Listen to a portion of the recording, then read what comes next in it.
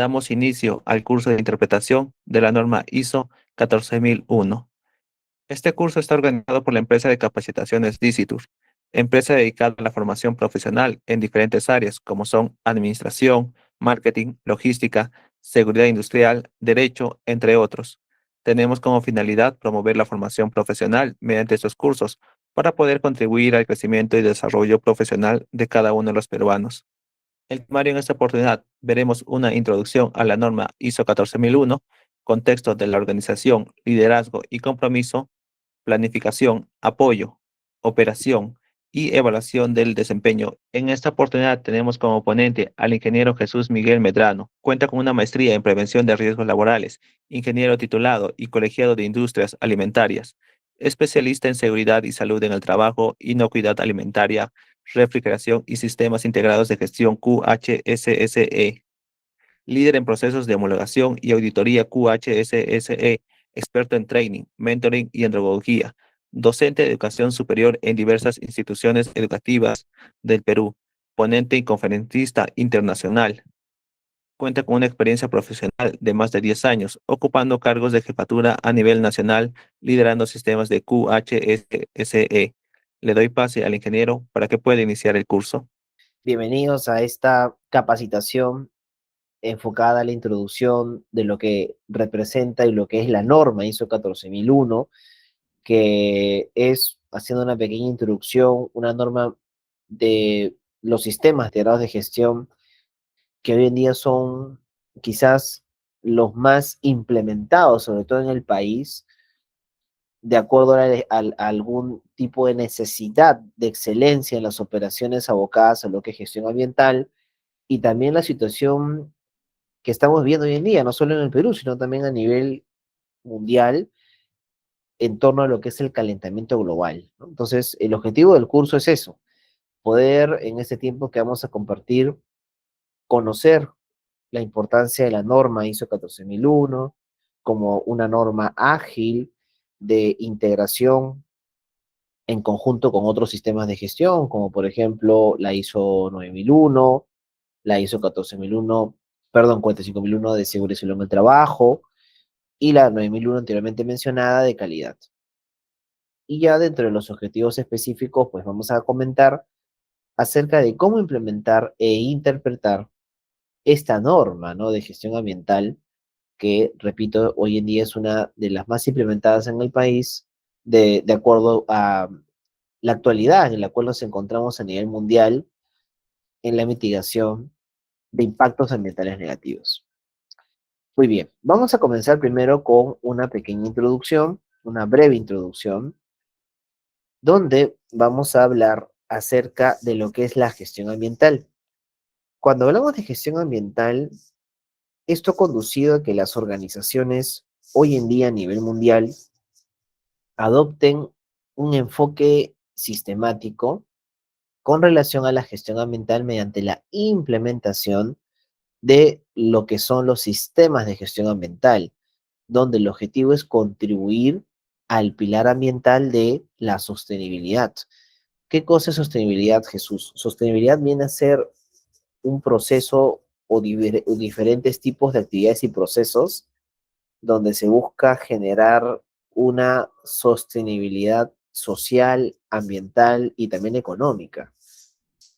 Porque el objetivo de un sistema de gestión ambiental, hoy en día, estimados, busca proporcionar a todas las organizaciones, tanto públicas como privadas, un marco de referencia para justamente proteger el ambiente y responder a las condiciones ambientales cambiantes que producen hoy en día un desequilibrio ambiental. Y en aras de ese equilibrio y en equilibrio con las necesidades socioeconómicas, es que se buscan implementar estos controles específicos en la gestión ambiental. Esta norma especifica requisitos, ojo, que permitan que cualquier organización pueda y tenga la capacidad de lograr todos aquellos resultados previstos que haya establecido para su sistema de gestión ambiental. Lógicamente, todo tipo de organización tiene diferentes necesidades, Todas las organizaciones son distintas en materia de número de trabajadores, actividad económica, objetivo, misión. Sin embargo, el objetivo del sistema de gestión ambiental se centra en permitir que la organización pueda gestionar adecuadamente la mitigación de todos aquellos impactos ambientales negativos que pongan en riesgo recursos naturales como el suelo, el agua, la energía, la flora, la fauna, ¿no? Que sin duda alguna son de vital importancia para la subsistencia también humana. ¿Cómo ha evolucionado el sistema de gestión ambiental, ¿no? Porque hay una historia detrás de ello. Cuando hablamos de la ISO 14001, y antes de hablar de ello, si tuviéramos que hablar acerca de cómo ha ido implementándose esta norma, en el año 1960 se comenzó primero con normas asociadas a lo que es el saneamiento básico. En el año 1970 se generaron normativas alineadas a los controles de contaminación ambiental. En el 80 se generaron planteamientos y estrategias ambientales para disminuir las consecuencias negativas al ambiente a partir de la contaminación del suelo, del agua, del aire. Y también gestión ambiental, recién se comenzó a hablar de ello como parte de actividades integradas, relacionadas entre sí, en el año 90. Y ya recién a partir de 2000 hacia adelante, es que se habla de una gestión integrada donde se involucra y se toma en consideración como un pilar fundamental a la gestión ambiental, donde vemos componentes sociales de participación, donde las comunidades deben de participar, donde se toma en cuenta también el componente económico ligado a la imagen institucional de la empresa, la reducción de costos generados a partir de impactos ambientales negativos que puedan provocar pérdidas, extinción de animales, que puedan provocar reprocesos, etcétera. Y lógicamente la gestión ambiental nos va a ayudar a la mejora continua, que en sí también es uno de los principales objetivos de implementar este sistema de gestión ambiental. Bien. ¿Y qué gestión ambiental? Bueno, podemos definir la gestión ambiental como aquel programa de trabajo previamente diseñado, el mismo que respeta unas determinadas leyes y normas y cuya finalidad busca conseguir un objetivo ambiental predeterminado. ¿Qué tipo de objetivo? Disminuir, por ejemplo, los gases de efecto invernadero que causan el calentamiento global, reducir el consumo de repente de energía innecesaria de manera irracional, objetivos como ahorrar y disminuir el consumo de agua, ya que no son recursos infinitos, ¿no? Entonces, el programa de trabajo justamente de gestión ambiental se elabora a partir de un diagnóstico inicial del entorno, de un diagnóstico externo y de un diagnóstico de la propia empresa. Porque, repito, no todas las empresas tienen las mismas necesidades en materia ambiental. Hay empresas que necesitan de repente mitigar impactos ambientales más asociados a la parte de eficiencia energética. De repente habrá empresas que necesiten más la gestión ambiental para poder mitigar consecuencias negativas asociadas a la degradación de suelos, las erosiones hídricas que puedan generar inundaciones, etcétera. Todo ello producto o es parte de la correcta gestión ambiental que vamos a tocar en este curso. Ahora, es importante porque se lo menciona en esta norma entender cuál es la definición de aspectos ambientales significativos e impactos ambientales. Primero, ¿qué es un aspecto ambiental, Jesús? Un aspecto ambiental es un elemento o conjunto de actividades que también podrían ser productos, servicios, procesos de una organización que interactúa o puede interactuar con el ambiente. Incluso un aspecto ambiental puede causar uno o varios impactos ambientales. Yo siempre lo digo, ¿no? Un aspecto ambiental es la causa que genera los impactos ambientales. Por ejemplo, ¿no? El arrojar basura de repente al ambiente o en ambientes donde no se debería de hacer, el dejar el celular, por ejemplo, enchufado toda la noche, ¿no? Sabiendo que lógicamente ese celular puede cargar en 2, 3 horas, pero lo dejamos 8 horas quizás cargando.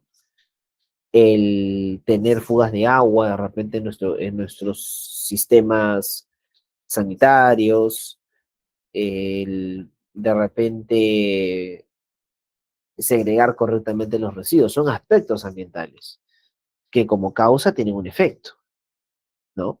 Ahora, hay también aspectos ambientales significativos que son elementos de las actividades, productos, servicios que también pueden causar con mayor probabilidad un daño irreversible al ambiente. ¿Y cómo se llama ese daño irreversible? Muchas veces, aunque no del todo, a veces pueden ser negativos, sino también positivos. Bueno, tenemos aquí la definición de lo que es el impacto ambiental. ¿Qué es el impacto ambiental? El impacto ambiental es un cambio en el ambiente, ya sea, repito, adverso o beneficioso, como resultado total o parcial de los aspectos ambientales de una organización. Ahora, este impacto o consecuencia negativa puede ser o bien negativo o bien positivo. El negativo siempre va a representar una ruptura en el equilibrio ecológico. Por ejemplo, ¿qué podría ser un impacto ambiental negativo, Jesús? Un impacto ambiental negativo, ¿no? Vendría a ser, por ejemplo, ¿no? Un impacto ambiental negativo vendría a ser la contaminación del agua, por ejemplo. La contaminación del agua, la contaminación del aire, la contaminación de los suelos, ¿no? Es un impacto ambiental negativo que causa graves daños y perjuicios en el medio ambiente, ¿no? Así como en la salud de las personas y demás seres vivos. Después también, un sistema de gestión ambiental lo definimos como el conjunto de procesos, prácticas, métodos y medios que permiten identificar los impactos, tanto positivos y negativos, de sus actividades y productos sobre el medio ambiente.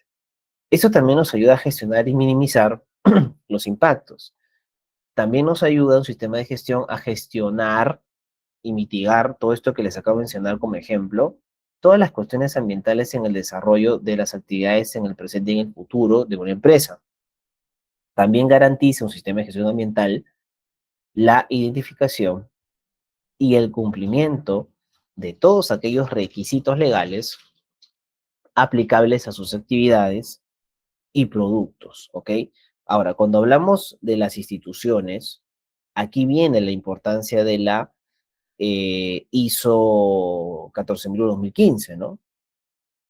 Ahora, la ISO 14001-2015 no es la única norma, por así decirlo, o sea, no es la norma más actual. Ya anteriormente había una versión que ha sido la ISO 14001-2004, que es una norma internacional que proporciona orientación sobre el establecimiento, implementación, mantenimiento y mejora de un sistema de gestión ambiental, ¿no? Y su coordinación con otros sistemas de gestión.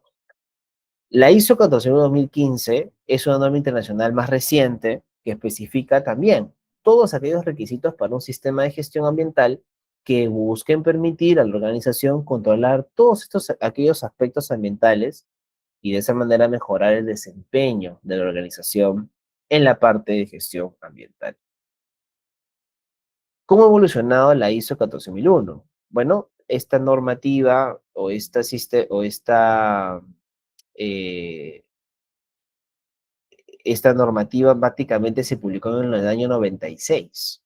Su primera revisión fue en el 2004 y se tardó más o menos más de 10 años aproximadamente para una segunda revisión, que es la versión actual que vamos a revisar el día de hoy. Ahora, esta norma ISO 14001 del 2015, ¿no?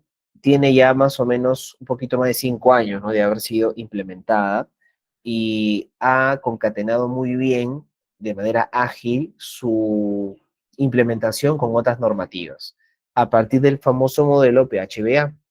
¿Qué es el PHBA, Jesús? Es un modelo en torno a lo que es el ciclo de Deming, donde Deming identifica, menciona y da como alcance de que todo sistema de gestión comienza con una planificación.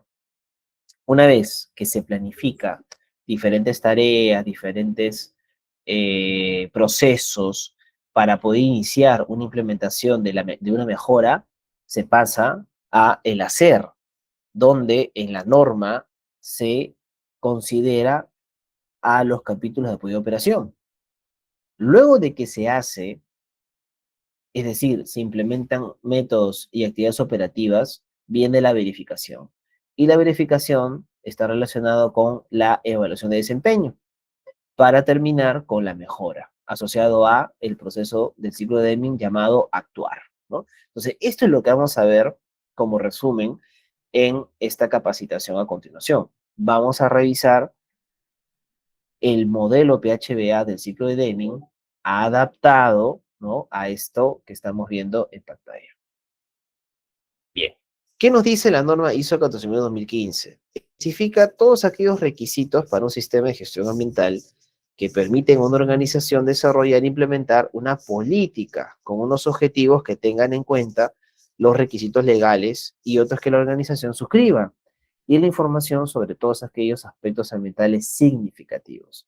Esta norma también nos va a ayudar a establecer cuál va a ser nuestra meta para generar una protección ambiental adecuada y prevenir impactos ambientales como contaminación, degradación de suelos, contaminación del aire, desperdicio del agua, agotamiento de la energía, etcétera, ¿no? Entonces, esta norma no es de cumplimiento legal, es de cumplimiento, igual a la redundancia, hacer énfasis en esto, es una norma de cumplimiento voluntario, ¿ok? Voluntario. Y se aplica para la implementación y también certificación del sistema de gestión ambiental, ¿ok?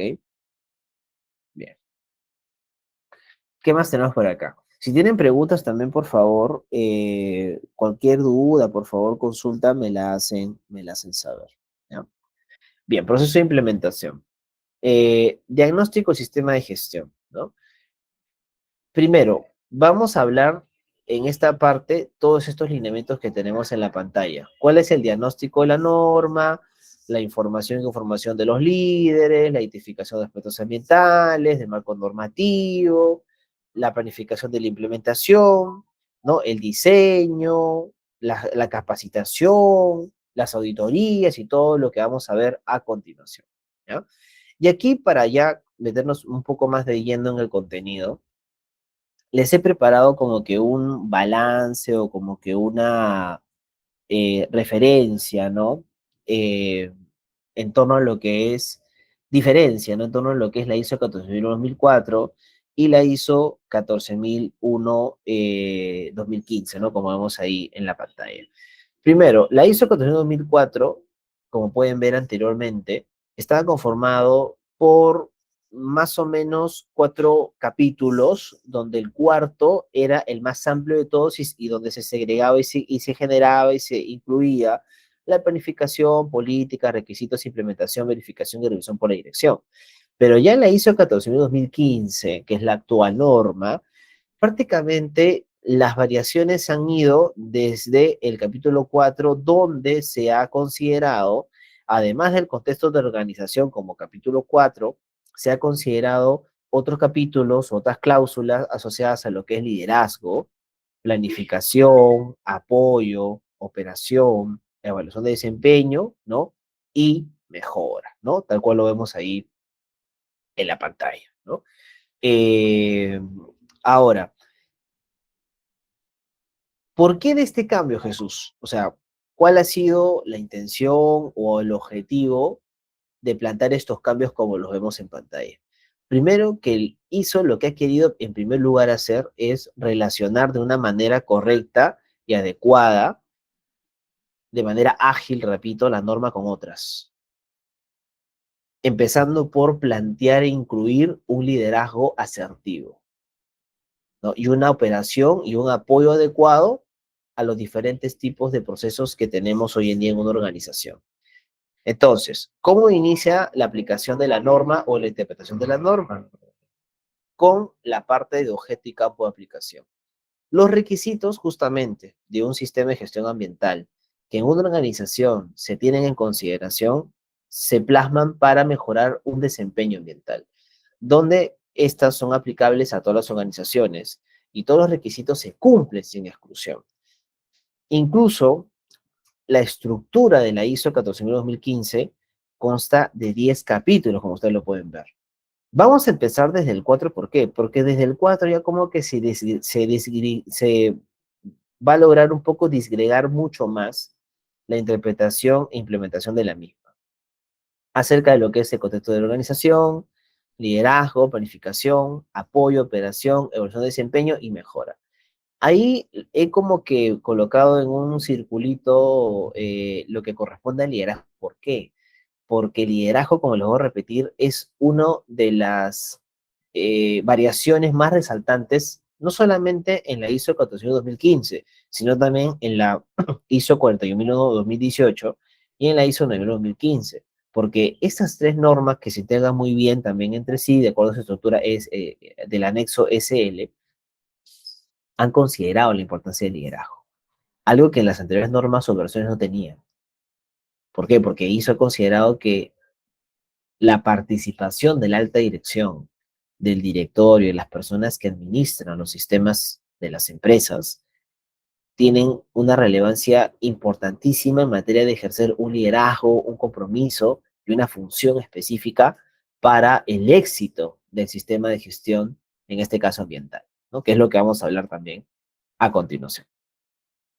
Bien, vamos a empezar entonces hablando de lo que respecta a el contexto de la organización, desde la parte de liderazgo y en la parte de compromiso. Cuando hablamos de contexto de la organización, tenemos cuatro lineamientos aquí importantes a tomar en cuenta. El primero es la comprensión de la organización y de su contexto. O sea, ¿qué cosa es el contexto de la organización, Jesús? Lo que pasa es que en una organización, estimados alumnos, siempre van a haber actores y personas que van a conformar la empresa, pero también van a haber aspectos relacionados a estas personas que se tienen que tomar en consideración. Por eso se tiene que comprender cómo está formada la empresa o la organización. En este capítulo 4 se tiene que entender y comprender cuáles son las necesidades y expectativas de los clientes de esta organización, cuál es el alcance del sistema de gestión ambiental y qué se espera de la implementación del sistema de gestión ambiental, ¿no? Por eso muchas veces cuando hablamos del contexto de la organización, se debe ya de tomar en consideración y se debe tener bien definido quiénes son las personas que van a interactuar o por qué se va a implementar el sistema. Se va a implementar el sistema de gestión, de gestión ambiental donde van a participar solo los trabajadores de la empresa o también van a participar clientes, visitantes, vecinos, que también podrían estar relacionados con algún tipo de impacto ambiental. Todo ello se ve en esta parte de contexto de la organización.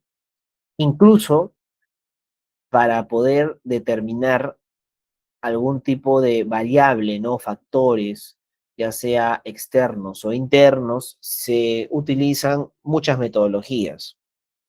Por ejemplo, la matriz de aspectos e impactos ambientales, se utiliza de repente algunos tipos de metodologías como por ejemplo el famoso FODA, para entender cuáles son las fortalezas, las debilidades, en este caso oportunidades o deficiencias que en una organización puede existir en la parte ambiental. Y de esa manera comprender sus necesidades, expectativas y el alcance. ¿Ok?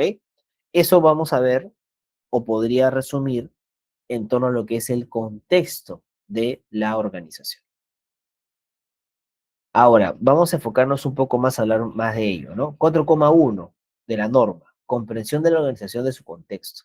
Nos indica, en este caso, este requisito 4,1, que la organización debe Acá les doy un dato importante. El debe siempre tiene, o la palabra debe tiene un contexto netamente relacionado a lo que es obligación. O sea, cuando ustedes en la norma eh, vean la palabra debe, inmediatamente relaciónenlo con obligación. Y aquí nos dice que la organización debe determinar las cuestiones, tanto externas e internas, que lleven al propósito de la organización y que afectan su capacidad para lograr sus resultados. O sea, en la organización, por más que tenga las mejores intenciones de implementar un sistema de gestión ambiental, pueden haber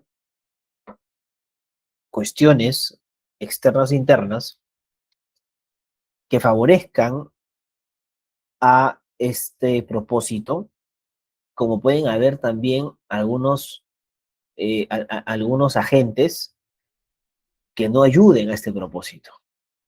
Por ende es importante generar un FODA, que justo lo mencioné en su momento, ¿no? ¿Qué es un FODA? Es una metodología para poder hallar cuáles son las fortalezas, las debilidades, las oportunidades y las amenazas, ¿no? Por parte de la organización. Y de esa manera poder hallar todas aquellas, repito, cuestiones internas o externas que afecten la capacidad de lograr este objetivo. Jesús, solamente hay metodologías FODA a ser usadas en torno a este requisito 4,1. No, también se puede hacer una matriz ANFE, se puede hacer de repente una matriz de aspectos y patos en metales, árbol de fallas, etcétera. Hay muchas metodologías. Quizás la más sencilla y la más ágil es esta, que es el famoso FODA, ¿no? Por eso que se los comentaba y se los he puesto, ¿no? Como una variable aquí a tomar en consideración. Bien, ¿qué más tenemos aquí? 4,2, ¿no? Partes interesadas. Cuando hablamos de las partes interesadas, vemos quiénes son las personas por las cuales nosotros vamos a implementar el sistema de gestión. ¿Y quiénes van a interactuar con nosotros en el sistema de gestión? Las comunidades, nuestros clientes, el directorio, los empleados, los contratistas, los terceros, los clientes, los proveedores, ¿no? Entonces, todas estas partes interesadas ya se supone que las hemos debido de hallar, las hemos debido de identificar, ¿no? Con justamente la intención de poder entender cuáles son las partes involucradas en el sistema de gestión ambiental que queremos implementar. ¿Y esto por qué, Jesús? Porque todas estas personas o todas estas organizaciones van a intervenir de cierta manera en el sistema de gestión ambiental. Las comunidades, los empleados, los proveedores, todos son personas que tienen o las cuales vamos a tomar en cuenta en nuestro alcance dentro del contexto de la organización. Las comunidades pueden de repente generar de repente algún tipo de desperdicio de agua, al igual que los empleados en el tema de energía, al igual que la vigilancia en la parte de segregación ambiental, de segregación de residuos, qué sé yo. Por eso también tenemos que considerarlo, y eso está en el apartado 4,2, partes interesadas. Hay que evaluar quiénes son estas partes involucradas, ¿no? Por ejemplo, si también tenemos como partes interesadas subcontratistas, directorio, accionistas, ¿no? Justamente son parte de estas partes interesadas. Vecinos, también, ¿no? Vecinos. 4,3, alcance. Esto es fundamental, ¿ah? Porque cuando hablamos del alcance, el alcance es una parte esencial para el proceso de definición y planificación inicial, donde se nos indica qué es lo que queremos, o sea, si queremos abarcar todo el proceso de la organización y hasta dónde queremos llegar con la implementación del sistema de gestión ambiental. Es allí donde tenemos que definir cuál es el límite geográfico internacional, nacional, regional, local o puntual que vamos a tomar en consideración para implementar el sistema. ¿Cuál es el límite de los procesos y los procedimientos? ¿No? Les pongo un ejemplo. Imagínense que tenemos una empresa de repente que produce leche, que produce, en este caso, productos lácteos. Y tiene 3 sedes. Tiene una sede en Lima, otra sede en Piura y otra sede en Arequipa. Pero la organización ha determinado que para implementar, ojo, implementar y certificar el sistema de gestión ambiental, solamente el alcance del sistema va a ser la sede Lima y se va a tomar en cuenta los procesos de la sede Lima, donde se elaboran seguramente en esta planta leche, se elabora queso, etcétera. Mientras que en las otras se elabora otro tipo de productos lácteos, yogur, qué sé yo. Pero esos procesos no se van a, o sea, no se van a adecuar, no se van a alinear a la ISO 14001, solamente los procesos que están en la sede Lima. Eso es el alcance. O sea, mi alcance de implementación, ¿no es cierto?, del SGA sería la sede Lima, de esta empresa de productos lácteos, ¿no? En torno a los procesos de elaboración de queso y leche. Ese es mi alcance, ¿no? Y el alcance es importantísimo, ¿eh? Es importantísimo, sin duda alguna. ¿Ya? 4,4. Sistema de gestión ambiental. Nos dice que la organización debe establecer, implementar, mantener y mejorar un sistema de gestión ambiental, incluidos los procesos. Se nos especifica también aquí que un sistema de gestión ambiental debe considerar lo estipulado en lo que ya mencioné, las partes interesadas, ¿no? Y el contexto de la organización. Claro, porque todo es una sinergia. Si estamos hablando de que vamos a implementar un sistema de gestión ambiental y no hemos identificado las partes interesadas, no hemos identificado el alcance, no hemos identificado las oportunidades, las deficiencias, las fortalezas de nuestra organización, no vamos a poder iniciar con el pie derecho. Van a haber baches, van a haber de repente algún tipo de incongruencia durante esa implementación, ¿ok? Bien, vamos ahora con 5,1 liderazgo. Hasta acá, por favor, si tienen preguntas, consultas, yo igual voy a dejar un tiempito antes de terminar la capacitación, ¿no? Voy a tratar de terminar unos minutos antes para poder dar tiempo a sus preguntas. 5,1, liderazgo y compromiso. Cuando hablamos de liderazgo y compromiso, hablamos de compromiso de la alta dirección con el sistema de gestión ambiental. Ya les estaba comentando hace un momento de que eso es uno de los cambios más resaltantes dentro de la ISO 14001. La anterior versión no lo tenía, no lo consideraba. Sí se consideraba la parte de liderazgo, pero no era muy repetitiva, que digamos, y no era muy visible en todos los capítulos. Sin embargo, acá no. Acá vemos que hay un capítulo netamente acondicionado, netamente relacionado a la parte de liderazgo y compromiso. ¿Y qué nos habla o qué nos especifica, o qué se nos especifica, perdón, en este capítulo, ¿no? En torno al liderazgo y compromiso, los compromisos de la alta dirección con el sistema de gestión ambiental, donde se es compatible con la dirección estratégica, la mejora continua, o sea, la alta dirección tiene que abocarse a una dirección estratégica compatible con el sistema de gestión. La alta dirección debe de integrar los requisitos de su sistema de procesos a la parte ambiental. Si ya la empresa tiene, un ejemplo, un sistema de gestión de seguridad en el trabajo o un sistema de gestión de calidad, debe de integrar la parte ambiental sin ningún problema, es un requisito. Pero ¿de dónde parte esa responsabilidad? De la alta dirección. La alta dirección debe proporcionar todos los recursos humanos, recursos tecnológicos, administrativos, necesarios para establecer, implementar, mantener y mejorar el sistema de gestión ambiental. También la alta dirección tiene como función comunicar la importancia a la empresa, a todos los miembros, a todos los trabajadores, las partes interesadas, de una gestión eficaz en la parte de el SGA. Incluso la alta dirección, cuando se implementa un sistema SGA, debería enviar una comunicación formal a toda la organización, comunicándoles de que se ha iniciado un proceso de implementación de un sistema de gestión ambiental, donde el SGA se ajusta a los requisitos del sistema y garantiza los resultados proyectados hacia la mejora continua. ¿Qué es mejora continua? La mejora continua es un proceso asociado al ciclo de Deming que ya lo expliqué hace un ratito, donde la organización nunca se debería conformar con un proceso estático, sino con un proceso que siempre esté en continuo fortalecimiento y en constante innovación llevada a la mejora respectiva, ¿no? ¿Ok?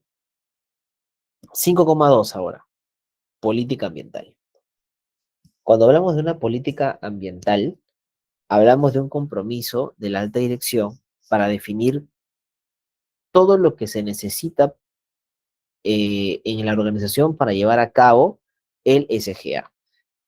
Cuando hablamos de una política, la política incluso es un documento donde se plasma los compromisos, no vuelvo a repetir, de la alta dirección para llegar al objetivo, que es mitigar, prevenir, controlar impactos ambientales negativos. Ahora, esa política, Jesús, ¿quién la firma?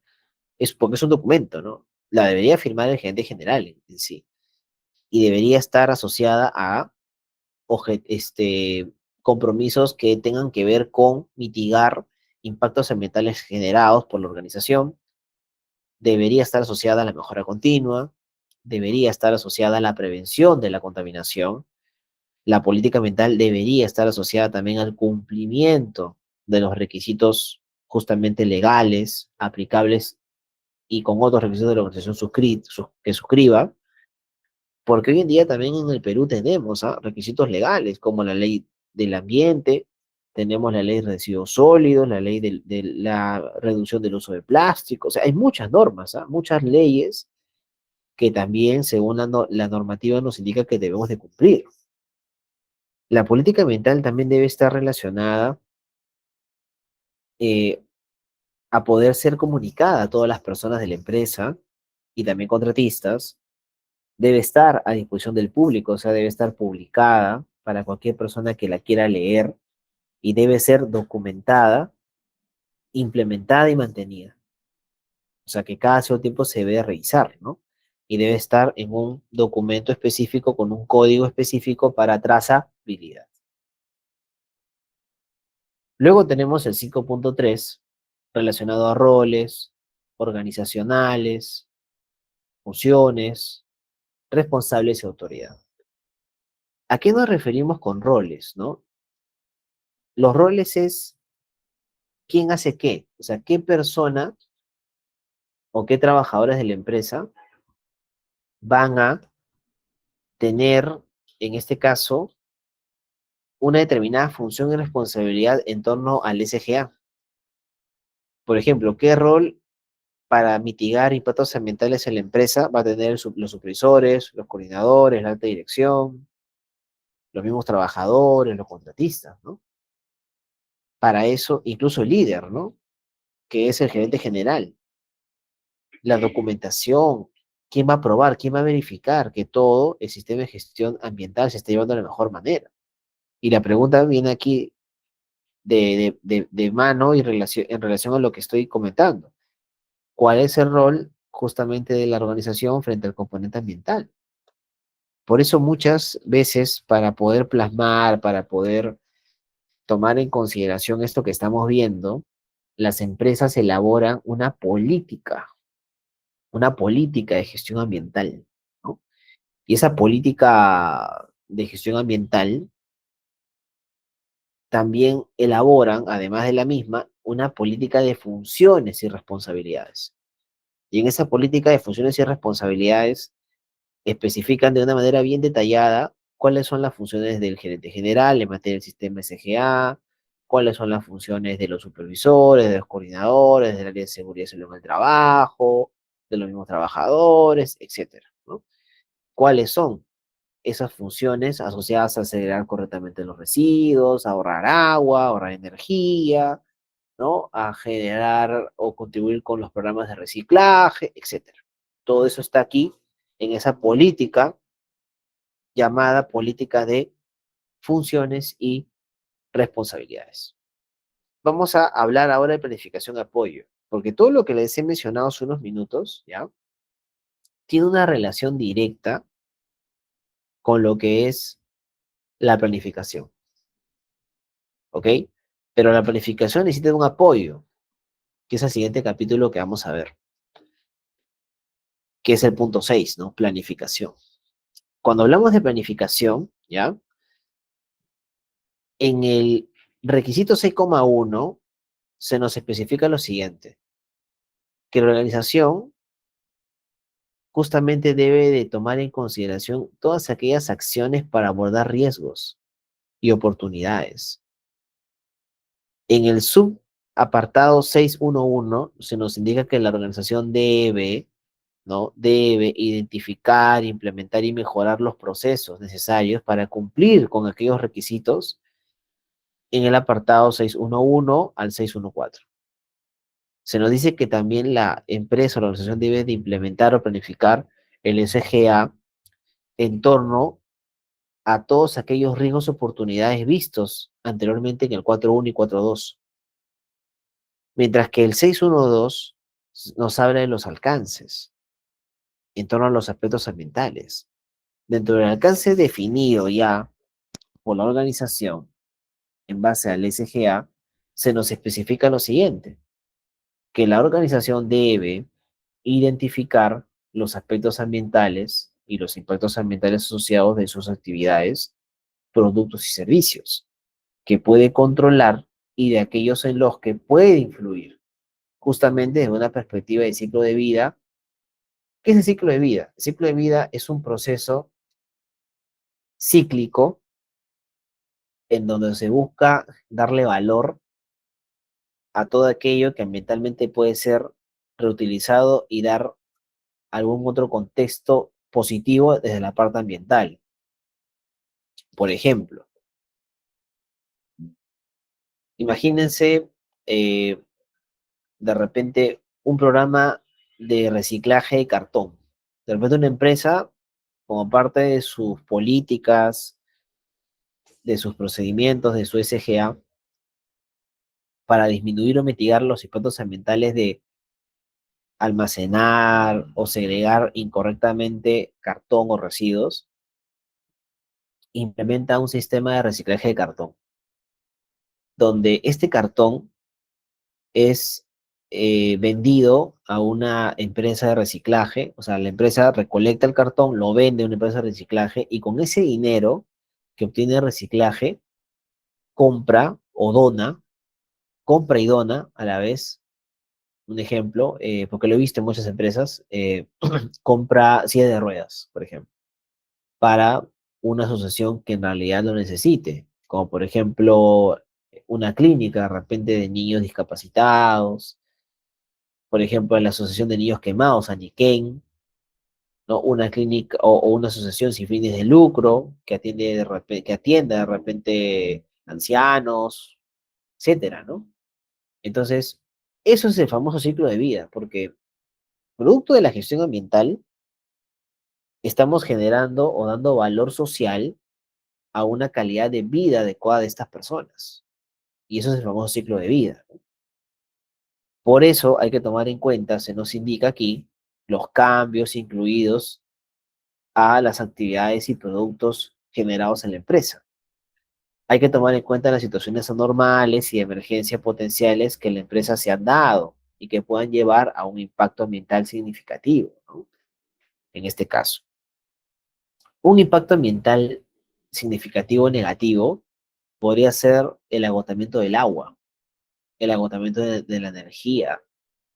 Son impactos ambientales significativos negativos porque son recursos que no son infinitos. Estamos hablando de recursos que tienen en algún momento una, una, una fecha o un tipo de proceso que puede agotarse en algún momento. Por lo tanto, es mucho más importante hoy en día, relevante, mitigar esto a través de lo que nos indica la ISO 14001. ¿Ok? Y eso también me parece importante antes de ir al break. 613. Requisitos legales y otros requisitos. Cuando hablamos de requisitos legales, como les comenté hace unos minutos, en el Perú tenemos muchas normas legales.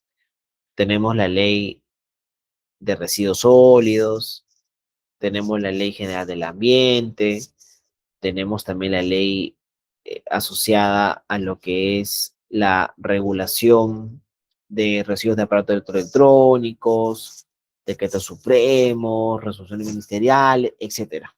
Hay un montón de requisitos legales que cumplir. Sin embargo, ¿qué nos dicen todos esos requisitos legales? La ISO 14001.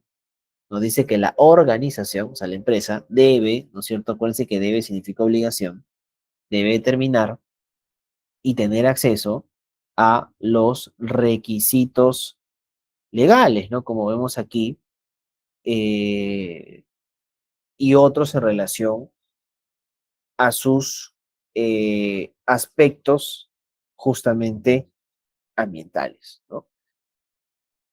Es decir, la empresa debería contar, después de haber identificado todos aquellos requisitos legales como normativas, decretos supremos, resoluciones ministeriales, los debe de haber plasmado en una matriz, ¿no? Y esa matriz eh, debería de estar también disponible para las partes interesadas y se debería hacer no solamente una matriz de requisitos legales, artículo por artículo, sino también se debería de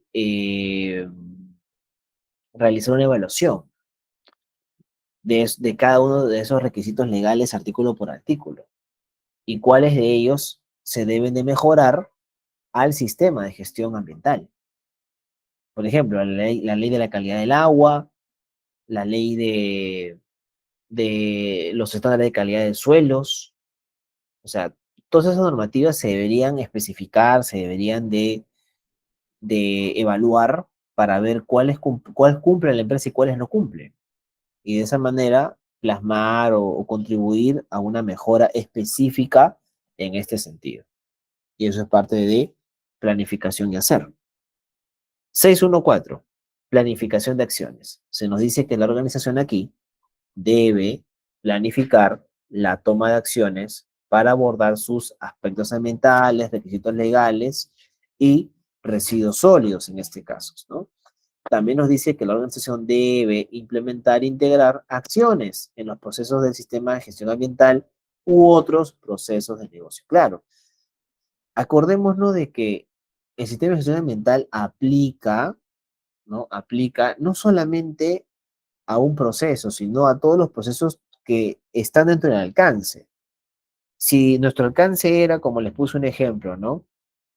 Una planta de producción de lácteos, y en ese proceso hay algunos subprocesos y actividades, entonces toda la planificación de acciones que vamos a hacer para implementar nuestro sistema de gestión ambiental deben de estar relacionadas o incluidas o relacionadas a estas actividades.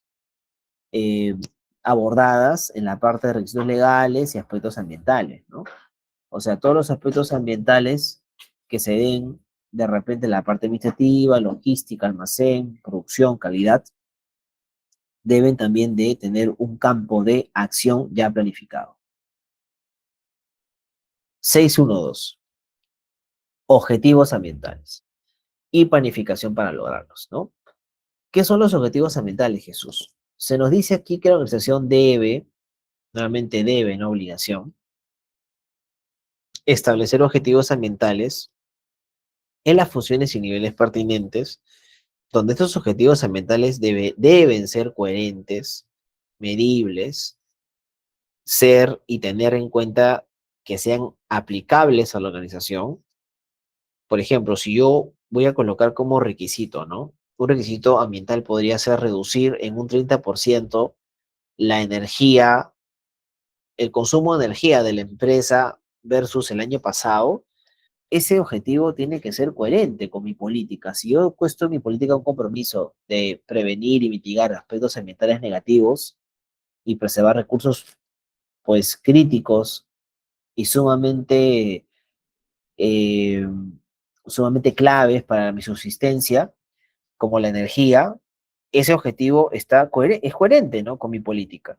Pero también viene la siguiente pregunta: ¿cómo voy a medir esa reducción del consumo de energía?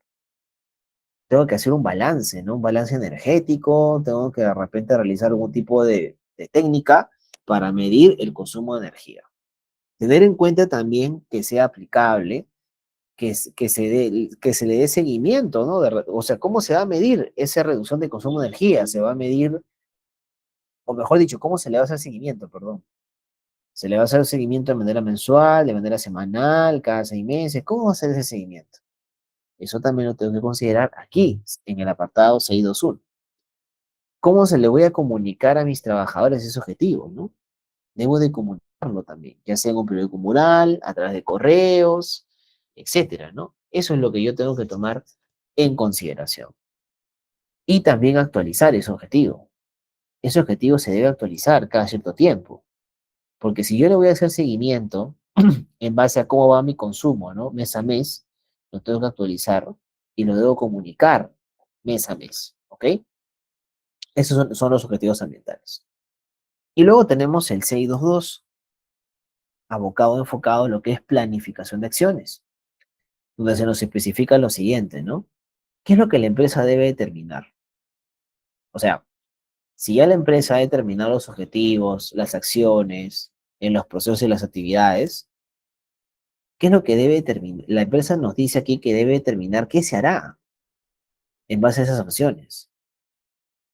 Se van a implementar quizás programas de reciclaje, se van de repente a generar programas de sostenibilidad social, económica, se va a capacitar a los trabajadores en la segregación correcta de residuos, se le va a capacitar quizás en cómo ayudar a ahorrar agua, ahorrar energía, a no dejar los grifos abiertos, etcétera. Y si se va a hacer, ¿qué recursos se van a usar? Se van a usar de repente, o sea, se va a contratar personas, se va de repente a cambiar algunos elementos de luz, como por ejemplo focos fluorescentes por focos ahorradores, quizás se va a comprar o se va a alquilar buses eléctricos, se van a donar o se van a sortear bicicletas para poder disminuir o poder contribuir a que los trabajadores ya no utilicen transporte público y más bien usen bicicletas. Y eso también es un recurso, ¿no? ¿Quiénes van a ser los responsables de esas acciones, no? La gerencia, los supervisores, los coordinadores, ¿quiénes, no?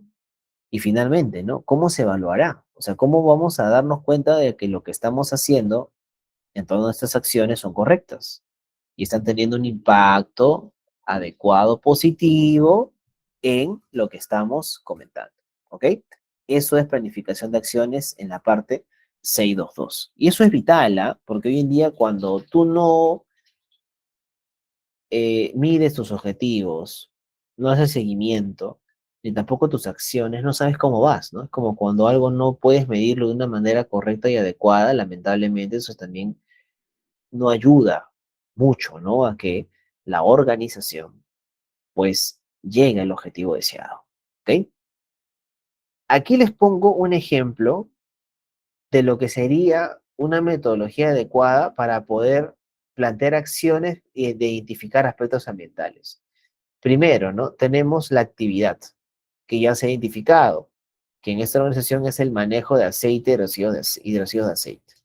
El aspecto es el derrame, ¿no? Un potencial derrame por un accidente o por un terremoto, qué sé yo, por acción humana o por acción quizás de un evento natural, donde se considera a este manejo de aceite como un potencial derrame, ¿no? Es un aspecto ambiental. Y todo aspecto como causa tiene un efecto, ¿no? Tiene una consecuencia. ¿Cuál sería esa consecuencia, ese impacto? La contaminación de la tierra y quizás desde el parte del agua donde que se tiene, quizás cerca de esta zona. De repente, entonces, mi objetivo va a ser, en mi matriz de impactos ambientales, es reducir los informes de incidentes de derrames para diciembre de 2012 a cero. Eso sería mi objetivo, ¿no? En base a mis aspectos y impactos ambientales ya identificados. Y lo más importante, ¿no? ¿Qué voy a hacer? ¿Qué acciones voy a hacer para poder llegar a ese objetivo? De repente desarrollar un procedimiento, ¿no? Para la correcta gestión, el correcto manejo, del aceite, de otros de repente residuos oleosos, contaminantes, de repente capacitar, ¿no? Trimestralmente al personal involucrado en el manejo, almacenamiento de aceites. Y si los voy a capacitar, ¿qué recursos voy a usar? ¿Voy a contratar a alguien, un especialista? ¿Lo voy a hacer yo? ¿Voy a alquilar una sala? ¿O lo voy a hacer aquí mismo en la empresa? O sea, todo eso es parte de las medidas. Y para fines del segundo trimestre, debería también como una medida revisar la eficacia de estas acciones, tanto correctivas como preventivas. Entonces, aquí con esta matriz cumplimos el apartado de objetivos y el seguimiento de las acciones que hemos hablado justamente hace un momento. Cuando hablamos de una matriz de aspectos e impactos ambientales, hablamos de lo importante que en este caso es plantear objetivos y medidas adecuadas de acuerdo a lo que nos pide la ISO 14001. ¿Ok? Cuando hablamos acerca de la matriz de aspectos e impactos ambientales, sin duda alguna es una matriz o es una metodología, por así decirlo, que busca plantear todo tipo de lineamiento, todo tipo de especificación técnica para poder prevenir algún tipo de aspecto y algún tipo de impacto negativo hacia la organización. Vamos ahora con apoyo. Cuando hablamos de apoyo, apoyo se refiere justamente a 7,1 primero recursos. Cuando hablamos de recursos se refiere a qué recursos la alta dirección va a dotar o le va a dar a las personas, a los trabajadores o al directorio encargado de implementar el sistema de gestión ambiental para poder llevar a cabo la implementación del mismo. Recuerden que hay muchos tipos de recursos, hay recursos, repito, administrativos, tecnológicos. Por ejemplo, un recurso podría ser, quizás desde la parte tecnológica, que hoy en día también se utiliza mucho, la implementación de los paneles solares, ¿no? Hoy en día la implementación de paneles solares, la implementación de repente de una planta de tratamiento de aguas residuales, la implementación de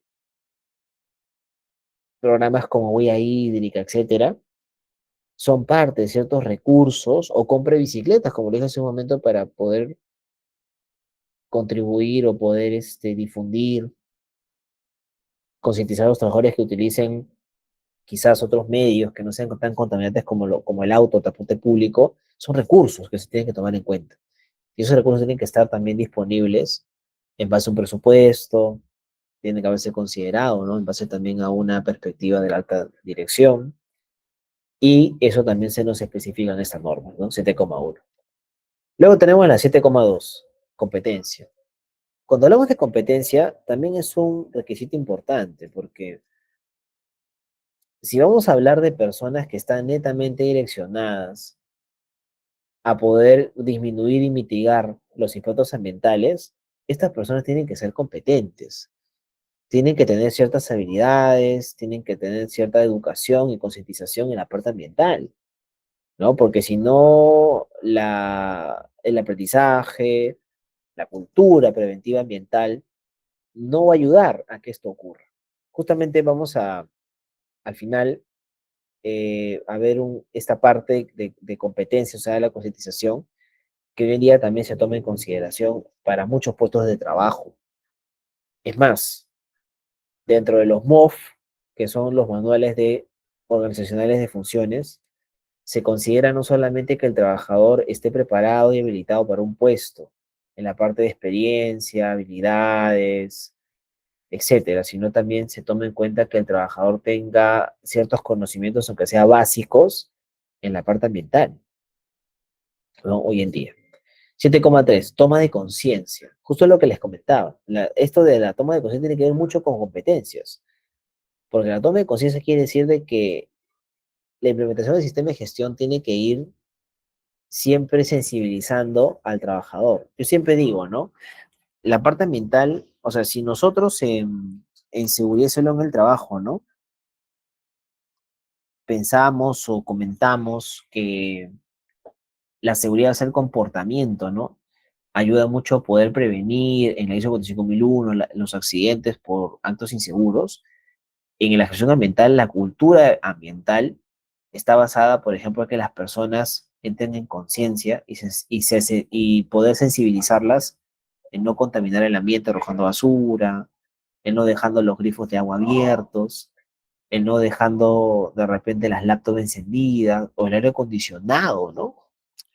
Cada vez que un trabajador utiliza el aire acondicionado a su capacidad superior, ¿no? O sea, por ejemplo, si el aire acondicionado tiene una temperatura baja, la más baja de ese aparato es el 16 o el 17 grados, y si el trabajador coloca, ¿no?, el aire acondicionado a esa temperatura, que no es la temperatura de confort, porque la temperatura de confort es 20, 24, no solamente está generando un consumo mayor de energía, sino que también está haciendo el aparato electrodoméstico, electrónico, está trabajando mucho más. Y dentro de este aire acondicionado hay muchas veces también refrigerantes, que como parte de la condensación liberan también gases al ambiente. Y esos gases son altamente contaminantes. Por eso, como parte de la toma de conciencia, en la sensibilización está eso.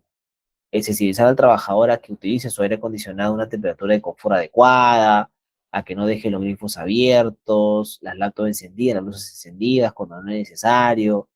Si tiene de repente su impresora al costado, que la ponga en estado de hibernación, ¿no? Prendida todo el día, al menos que la pongas en estado de hibernación, al igual que tu computadora, prográmala para que cada cierto tiempo se apague. ¿Qué más, no? O sea, hay muchas, muchas maneras de cómo hacer eso. Ahora, la toma de conciencia no solamente sería cuestión de que ustedes la habiliten o que la implementen en la organización, también para que ésta sea duradera y se tome en cuenta en casa, porque en casa también hay residuos sólidos, en casa también hay energía, ¿no? En casa también se usa agua, ¿no? Entonces, la idea también de aquí que nos dice la norma es que la toma de conciencia tiene que ir desde un aspecto de que el trabajador o la persona no solamente adopte buenas prácticas ambientales en el trabajo, sino en casa, ¿ya? Bien, 7,4 comunicación. Aquí tenemos lo que es o lo que respecta a generalidades, comunicación interna y externa. La comunicación, sin duda alguna, es importantísima. ¿Por qué? Porque sin comunicación, que parte de un liderazgo transformacional, es vital para la gestión ambiental. Si no hay una comunicación adecuada tanto en la organización de manera interna como externa con sus partes interesadas en lo que respecta a la gestión ambiental, también va a ser algo muy crítico. Por ejemplo, ¿no? ¿Qué pasa si hubiera algún tipo de incidente por un derrame, por ejemplo, de petróleo? Por ejemplo, como hubo hace poco, ¿no? Por una falta de comunicación, por una falta de seguimiento, por una falta de vigilancia en las operaciones. Por eso la comunicación en los procesos es vital. 7,5. Información documentada. Todos los documentos, o ciertos documentos también, por así decirlo, del sistema de gestión ambiental, tienen que estar documentados. Siempre cuando ustedes en la norma encuentren procedimiento documentado, quiere decir que ese documento tiene que estar impreso, tiene que estar al alcance de los trabajadores, ¿ok?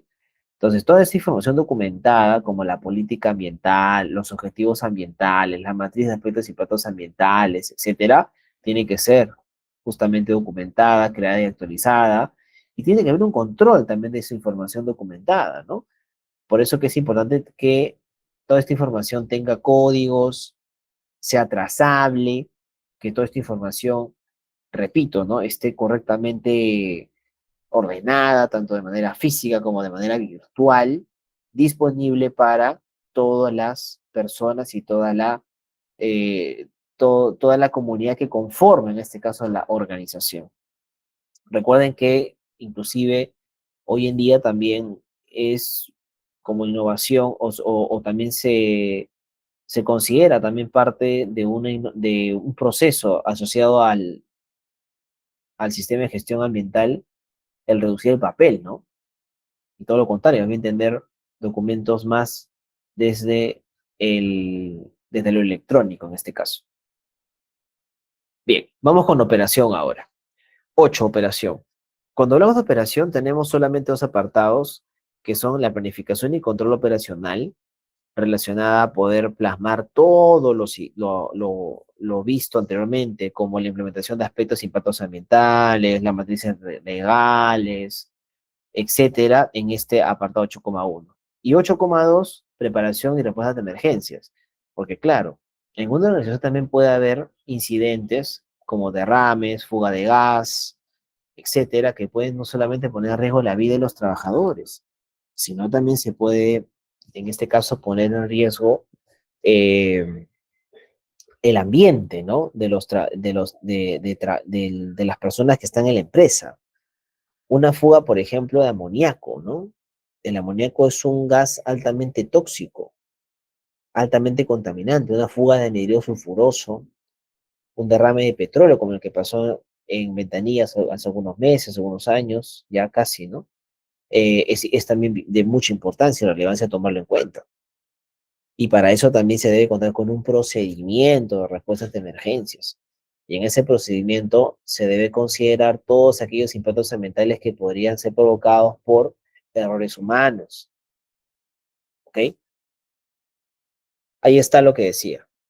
La organización debe establecer, implementar y mantener procesos necesarios para prepararse y responder ante situaciones potenciales de emergencia, tanto naturales como provocadas por el hombre, terremotos, sismos, incendios.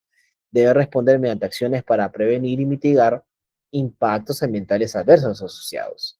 Debe también la organización, obligación, responder a situaciones de emergencia reales, ¿no? Para eso inclusive se deben hacer simulacros, ¿no? Los simulacros son una manera de cómo poner a prueba que el procedimiento de respuesta a emergencia se lleva a cabo de una manera correcta y adecuada.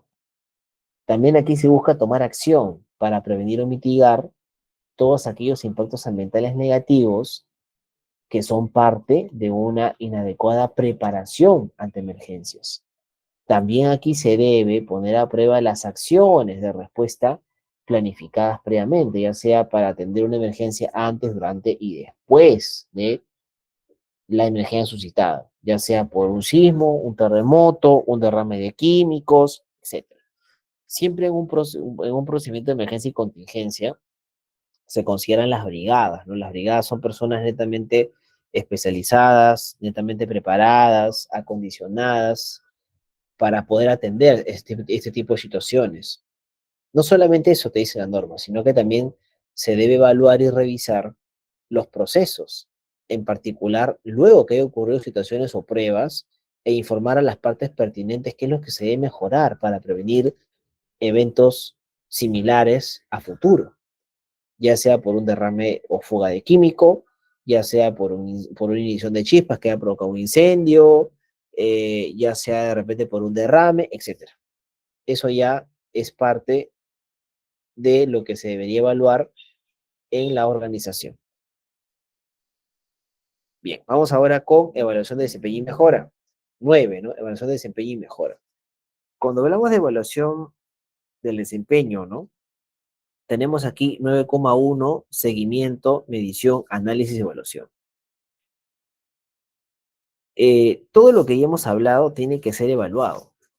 Y nada de lo que hemos dicho está escrito en piedra, ¿no? Porque hay algunas acciones operativas que pueden fallar y tendríamos que plantear una nueva estrategia, ¿no? Para poder nuevamente ceñirnos a los objetivos principales del sistema de gestión ambiental. Y para eso es importante el 912, que es evaluar el cumplimiento. O sea, ¿qué tanto hoy en día la empresa está cumpliendo con cada una de las normas específicas de la ISO 14001 y también con las normas legales ambientales del país? 9,2. Para eso es importante las auditorías internas. Recuerden que hay auditorías de primera parte, segunda parte y tercera parte. La de primera parte es una auditoría interna, que es una auditoría que la puede hacer personal de la misma organización. Lógicamente certificado, ¿no? Y entrenado bajo el estándar que va a auditar. 9,2 generalidades, donde se especifica cuál es el programa de auditoría interna. La empresa o la organización debe de haber ya implementado, diseñado y mejorado, o debe de haber ya contado con un programa de auditoría interna, ¿no? Específica en base a su, eh, a la medida, perdón, a la medida de la organización y de la empresa. Ese programa debe especificar qué fechas se van a hacer las auditorías internas, cada 6 meses, cada 3 meses, qué sé yo. Y el 9.3, donde vemos la revisión por la dirección. La alta dirección, al asumir un correcto liderazgo, tiene que revisar anualmente el sistema de gestión para ver cómo se ha ido con los objetivos de la política, si se han cumplido la parte operativa y si en las auditorías se han identificado falencias, observaciones o no conformidades que se deban atender de manera mucho más urgente, ¿no? Respectiva. Eso se da o se implementa, se desarrolla en la revisión por la dirección, ¿no? ¿Cómo se realiza una revisión por la dirección? Por lo general, lo que se hace, se invita al gerente general, ¿no? A una reunión programada a fin de año, donde asiste las personas que tienen una relación estrecha y directa de mando con el sistema de gestión ambiental, y entre ellos, donde una persona, ¿no? Que es la persona asignada por la alta dirección para poder llevar a cabo el SGA, es la que expone todo lo hecho en ese año desde la parte de sistema de gestión ambiental, ¿no? Exponiendo no solamente lo bueno, sino también lo malo, las falencias y lo que se debe mejorar en el sistema de gestión ambiental para el próximo año. Bien, y por último tenemos mejora. En mejora tenemos 3 apartados: 10,1 generalidades, 10,2 no conformidad y acción correctiva. Claro, se supone que si hemos hecho una auditoría que nos pide la norma, ya tenemos como que información relevante de qué cosa es lo que tenemos que mejorar de manera inmediata, a mediano y a largo plazo. Eso lo vamos a encontrar en el informe, ¿no? De auditoría interna, donde se especifican las no conformidades y las acciones correctivas. Y para eso es importante, según nos dice el estándar, la norma, perdón, plantear un plan de acción.